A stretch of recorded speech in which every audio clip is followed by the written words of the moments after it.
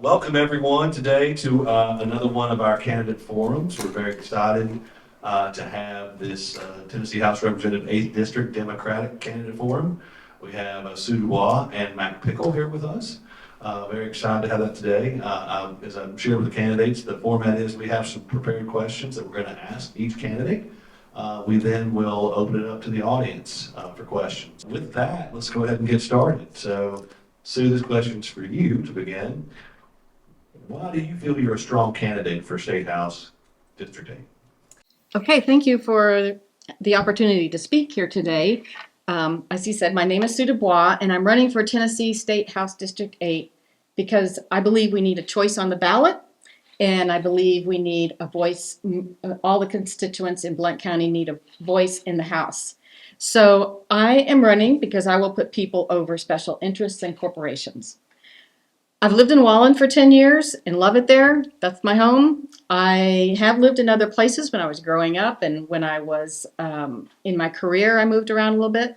But I love Wallen, and that's where I plan to spend my days. And I strongly believe in giving back to your community wherever you live. I have served on my community's association board for 6 years. I have delivered meals for Meals on Wheels around the county for years. And I have volunteered with the local animal welfare groups, and I co-facilitate the Maryville Huddle and the Environment Working Group. My background educationally is I'm a wildlife scientist with an MBA, kind of a weird combo, but that's what I am. I've had a job since I was 15 because I love to work, and I'm a solutions-oriented problem solver. I started and ran a multimedia lab for Walt Disney World animal programs, and I worked on a global animal information systems project where I was the project manager. So I'm used to helping to build consensus with people who have a lot of passion around issues, because animal people are very passionate people. I'm also and I taught environmental science, so I've done a little bit of teaching. I'm also a stepmother and a grandmother, and I was a full-time caretaker for my husband who passed away from dementia a couple of years ago. I've been advocating for better representation and policy making at the local, state, and federal level for quite a few years now. I still serve on the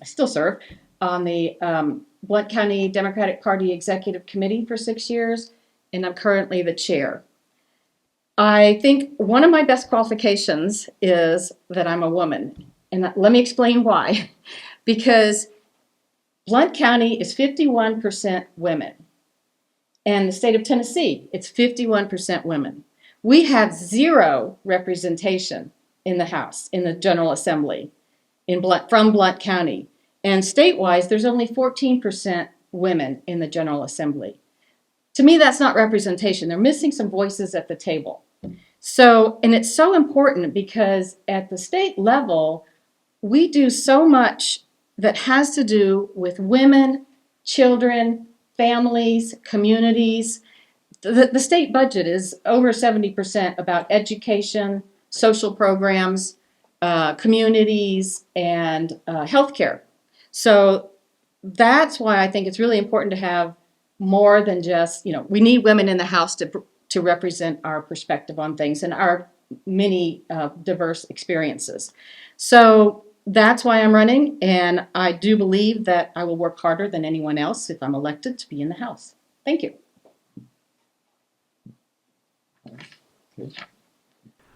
Well, I'd also like to express my thanks to the Blount Partnership for inviting me to come down here. My name is Mac Pickle, and I am a candidate for District 8 State Representative. Why am I considered a strong candidate? Well, first of all, I've been serving you since I graduated from college. I'm a 46-year veteran of the state's public schools, and while I have worked in several different locations, primarily my biggest impact has come at Maryville High School, where I served 14 years in the late 90s and early 2000s. I raised my family a lot here. My children graduated from, my son graduated from high school in Maryville. My daughter graduated in Knoxville, but she was through the 8th grade here in Maryville. So I understand the school system, and I have been a public servant for that long. But for those people who say, well, you've just lived in the the public school system. I've been in the private sector as a worker, as a person who's worked in customer service for 40 years. It isn't a joke. If you're a teacher, you have a second job. And I have worked in all types of customer service places. In fact, while I was here, I worked with several different organizations that were private sector. So I do have an understanding of that. I also have two strong points. One is that I listen to people. Every year that I'm here, I hear more people who say, no one hears me. No one's listening to me. So, Sue, I would have to agree with you. People are underrepresented. But to go along with that, I'm a problem solver. I have worked on a number of statewide, local initiatives that would involve us coming up with not just a problem, but a solution. And I work across the aisle. I work with other people really well. I don't run with scissors, and I do want to help people. My campaign is based on, I have a couple points that I want to emphasize, and I'll do that a little bit later. But I ask people, what do you want from your state government? And they said, I've never been asked that before. I said, I know, I'm asking now. What do you feel are the most significant issues facing the state of Tennessee, and why? The first one that I would do, and it's top of my list, we're going to stop school vouchers. School vouchers are a fantasy, and they're wasting millions of dollars. Since I have started as a teacher in 1978, we have underfunded the state budget for education every year.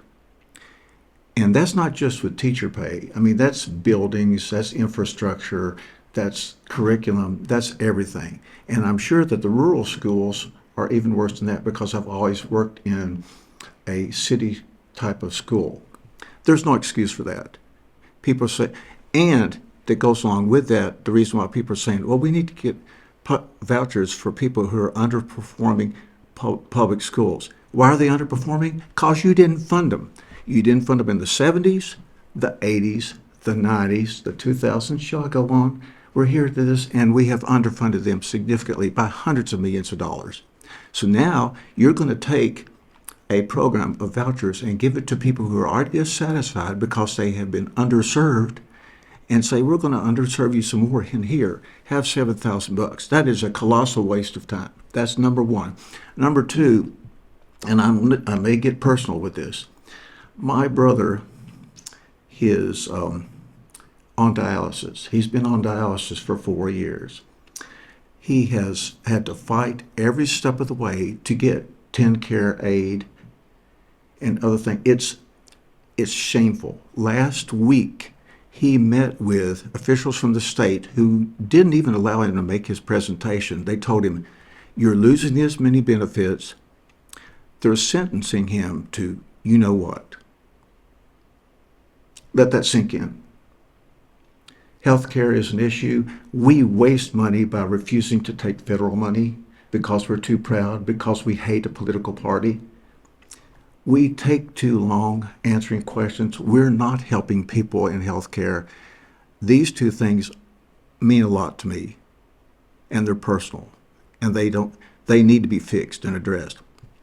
So I will take a business-like approach, and I will work across the aisle, but you're going to have to work with me. You can't just dictate it. Thank you. So I agree 100% with Mac. And I think that's one of the great things about having contested primaries, that we get to be out here speaking about the issues. My top issue, well, I've got 4 or 5 top issues, but the first one I'll talk about is the erosion of human rights and the loss of healthcare access for women in particular, for reproductive health care. Criminalizing healthcare providers is really bad for Tennessee. And taking away gender-affirming care for trans kids is just cruel and unnecessary. So Healthcare freedom, I think, is up at the top of my list, and that includes protecting access to birth control and IVF. I think we need to stop the discriminatory and unconstitutional attack on the LGBTQ community. It's just hateful and unnecessary, and it's a waste of time when there's so many other things we can do that are productive to help people and families and communities.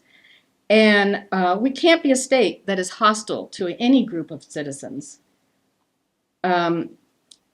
Third, I would say reducing gun violence. And in the state and in Blount County, we have had 4 shootings this year of our deputies in Blount County, and that is tragic. Our county is a gun sanctuary, and we have incentivized a major gun manufacturing company to come here by providing tax credits, tax breaks, and a $9 million incentive.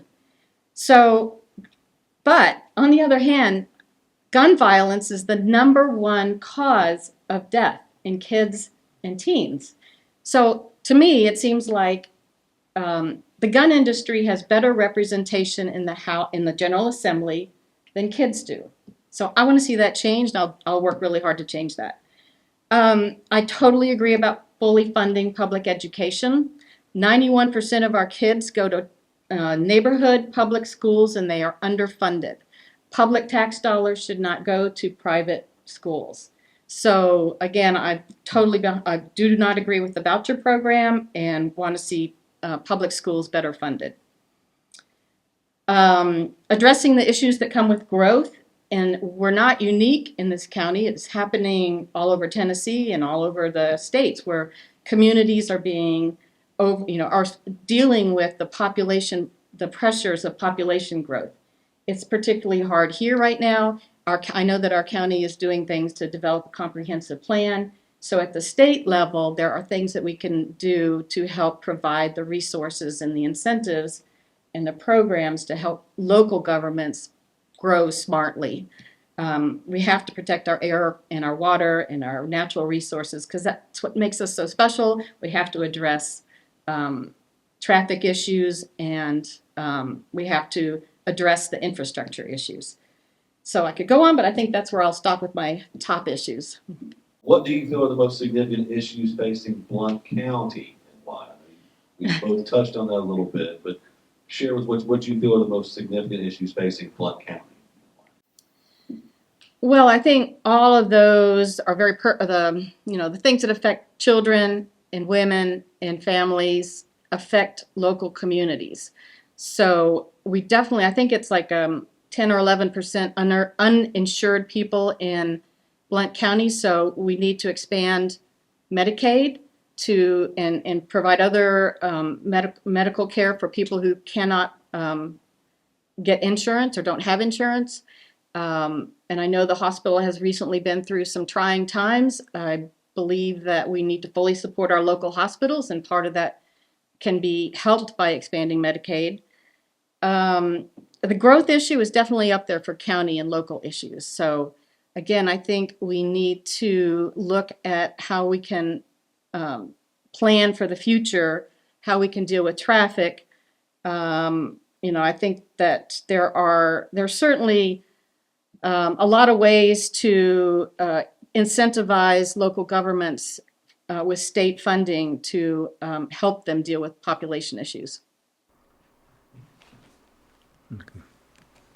Would you mind repeating the question, though? Good answers, by the way. Certainly. What do you feel are the most significant issues facing Blount County and why? Okay. First, I'm going to go to my default, because I've been working in this area for a long time. We are significantly hampering our youth coming up by not having electric, viable vocational education. Bill Lee promised when he came in, you promised, Mr. Lee, that you would show great improvement in career and vocational education. He's not done it. He's gone off on a wild tangent talking about vouchers. I better leave it alone before I go crazy on that. But I can tell you, as an experienced educator, there are a lot of people, and you may be dealing this with your children. Mom, I don't want to go to college. Now, we're all facing that, and it all sounds like a parent problem, because it is. And many of us have been parents, and we understand that. But we are dying on the vine with people who can work on our air conditioner, who can do other kinds of vocational things that we need to do. We don't have those people coming in. We need better vocational education, and it pays top dollar. You know that because when you pay that person to come in and repair business, yeah, they do. And they don't have to be saddled with a 4-year degree that costs $50,000 more than they could pay. Why? Why are we turning them away from that? I don't know. Same thing with, stuff in vocational education as far as like electronics or electrical or other things that could help our industry here. We can grow our own people here and not have to have other people come here, although they're going, and I'm going to welcome that. It's good that they're coming. My second thing going on with that is about we need to preserve the things that are bringing people here. The natural beauty. I want to give a shout out to the Foothills Conservancy. It's an awesome organization, and I don't know enough about it, so don't let me go on that. But, it's great that they're doing that, but we ought to be doing more to preserve the natural beauty here, to preserve our lakes and rivers here.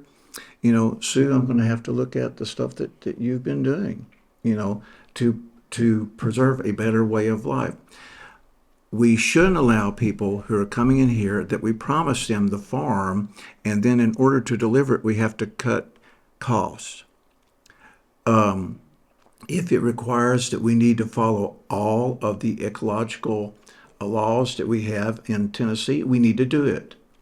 You can't disturb a wetland and expect for those birds and fish and other wildlife to come back anytime soon. They don't read the paper. They don't know what your thoughts are.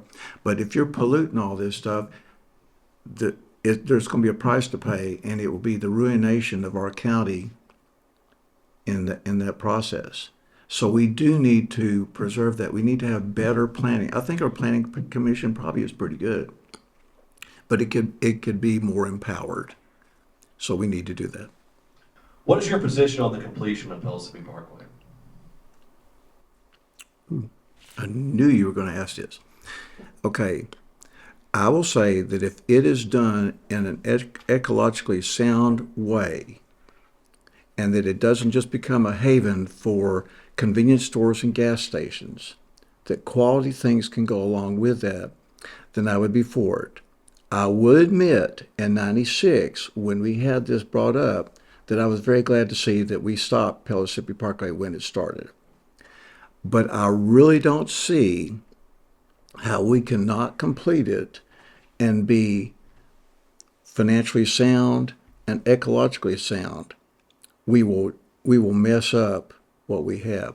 So I'm going to be for that, but I'm going to push for everything that we need to do to make it as pleasing as we can, and not just a roadway to somebody's driveway the way that they expressed it in 1996.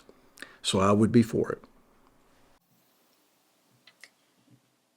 So I am, as it is currently proposed, I would say that I'm not in favor of it moving ahead as it is because of many of the things that Mac mentioned.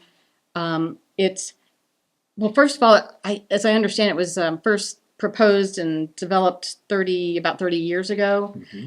And things have changed. And I think there's a much different desire in Blount County now for how we manage our natural assets and our population growth and where we focus businesses and housing.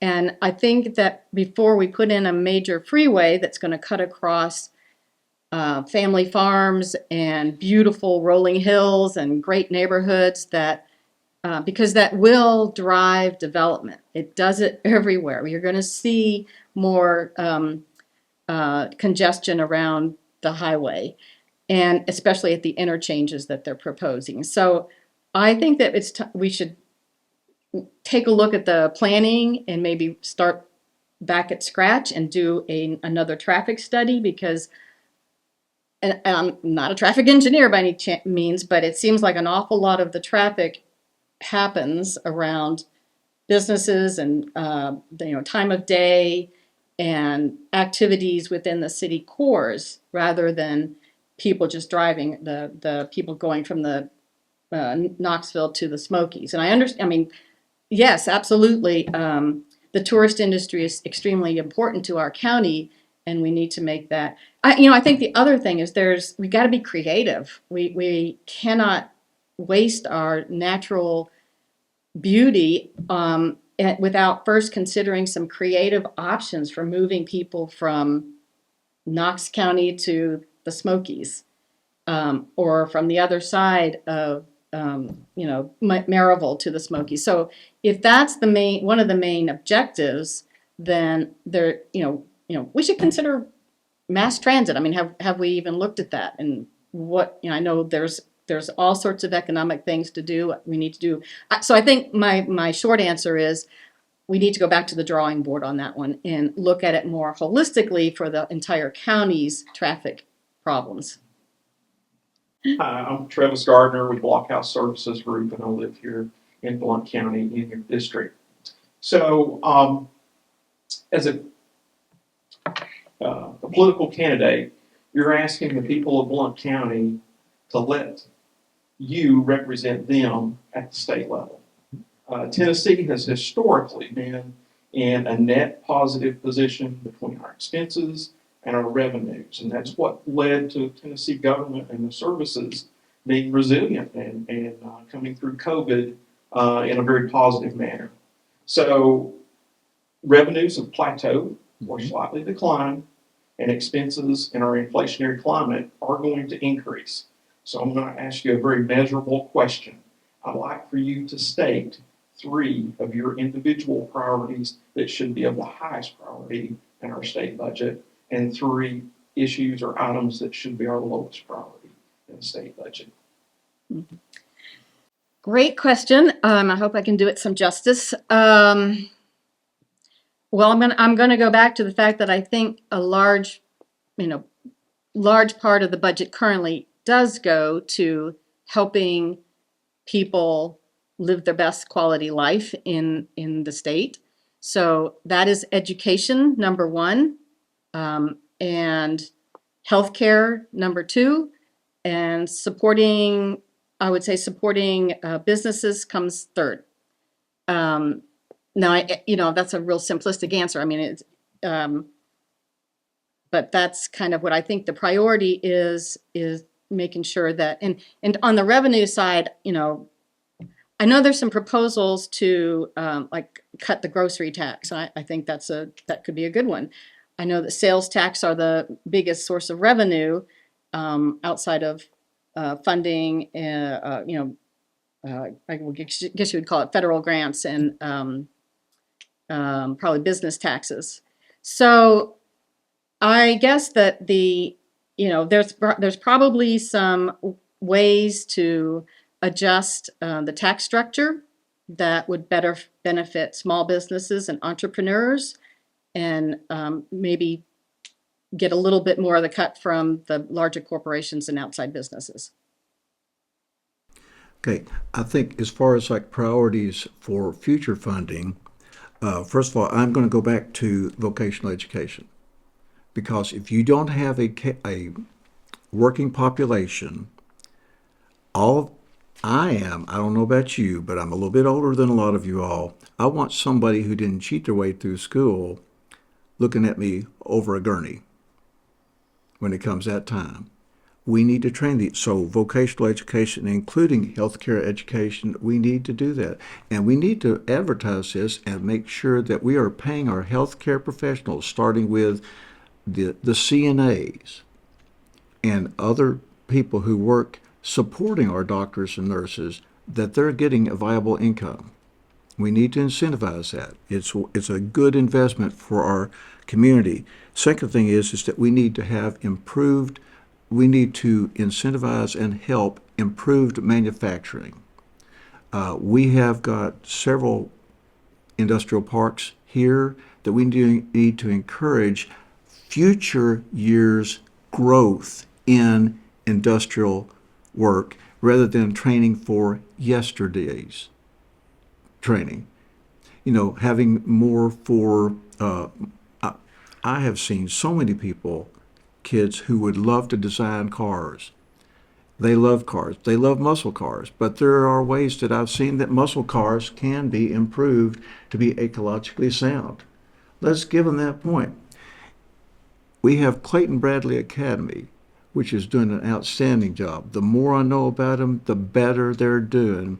And there's likewise a school that I used to work at, the L&N STEM Academy. These people are geniuses, both at Clayton Bradley and at L&N. They're in our backyard. We need to help these people even more. I just went to a conference in Gatlinburg last week, and where I learned about people who are inventing things.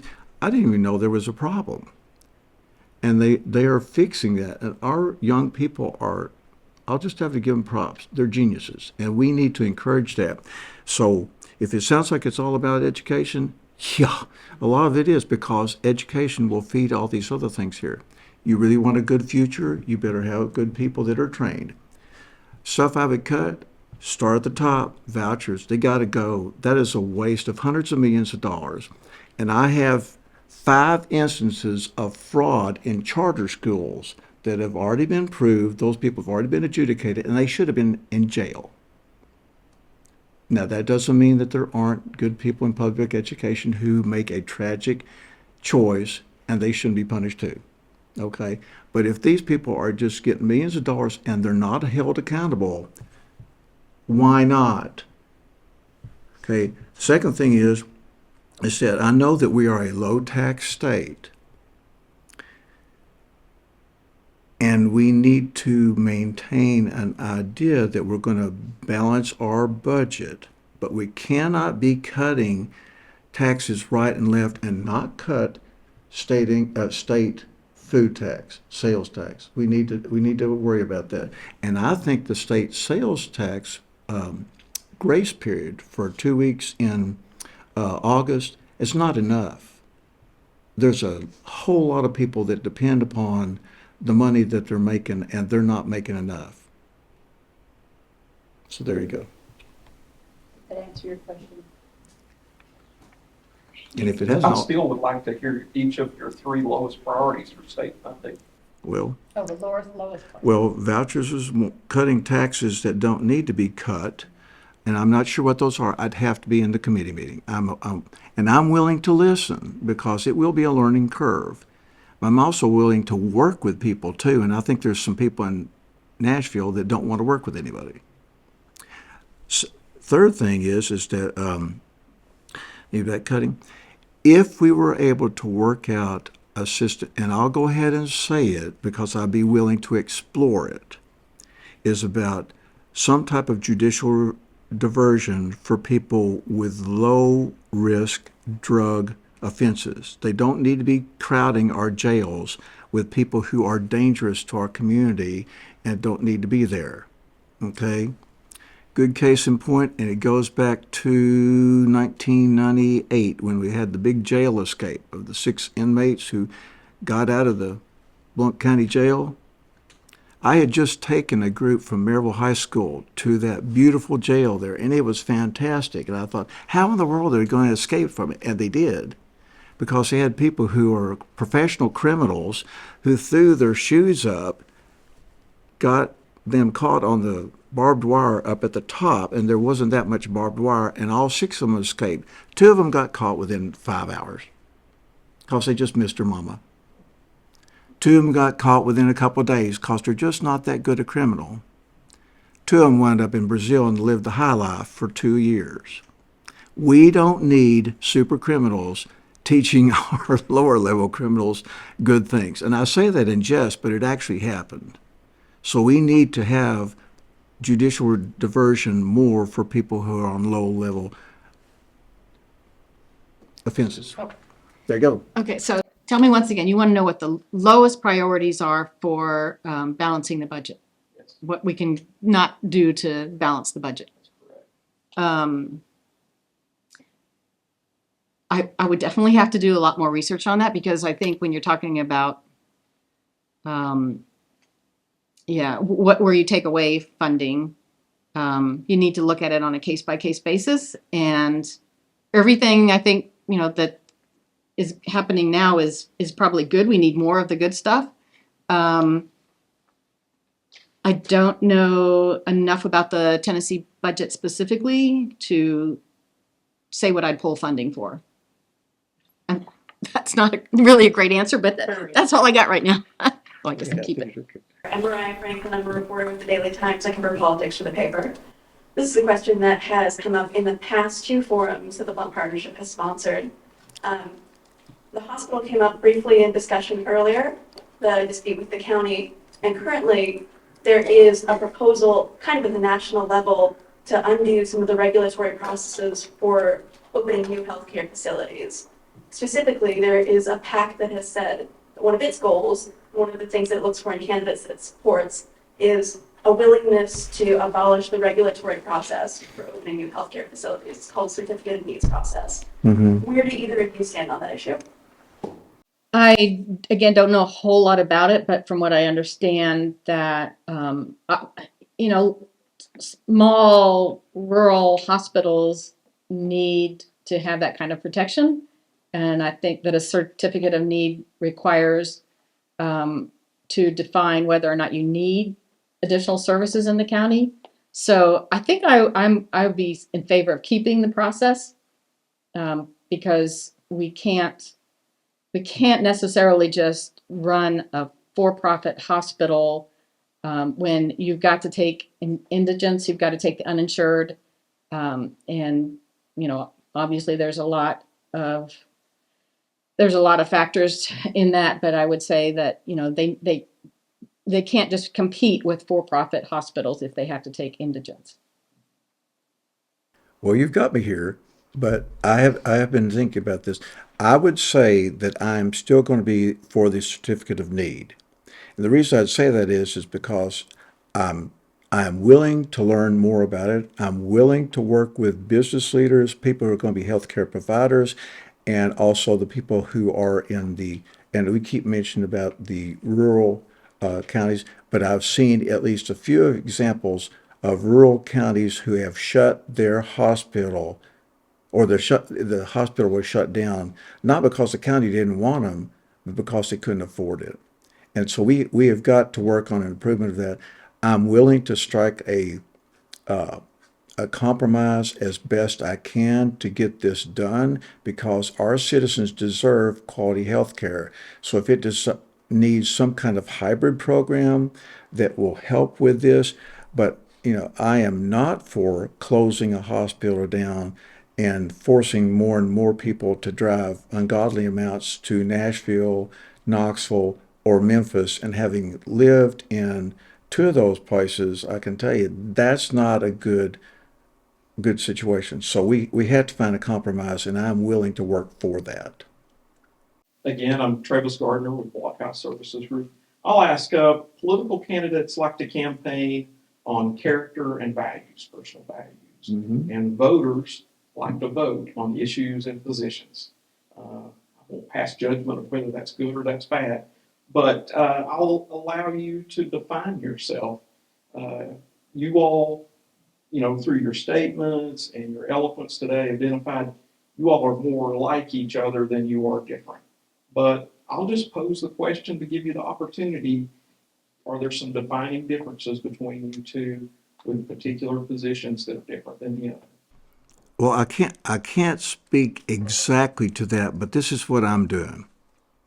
I've lived in this. I am not a generations to generations Blount Countyan. And I think on the opposite side of the coin, everybody and their brother is saying that's what I am. I don't have to go back to the founding of Blount County, and I can't. But I can go back to the founding of Tennessee, and I can. But one of the things I was going to say is, and when I do some more advertising, when I can get more funding, when I have to wait till the next cycle comes in, I could spend some money. My campaign is built on, you know who I am. I've lived in this community for a while.